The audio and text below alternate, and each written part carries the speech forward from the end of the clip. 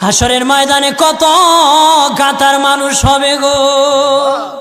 নবী বলেন আয়েশা, হাসরের ময়দানে মানুষ 120 কাতার মানুষ হবে। কয় কাতার?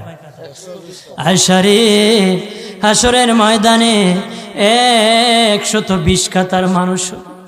আয়েশা সিদ্দিকা বলেন ইয়া রাসূলুল্লাহ, ইয়া রাসূলুল্লাহ, আমি জানতে চাই আপনার রাসূলুল্লাহর উম্মত কত কাতার হবে?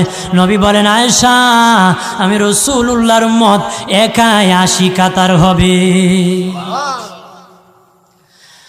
আয়েশা বললেন ইয়া রাসূলুল্লাহ, দিনের নবীজি 80 কাতার দিয়ে আপনার উম্মত হবে, আপনার উম্মতকে কেমনে আপনি চিনবেন?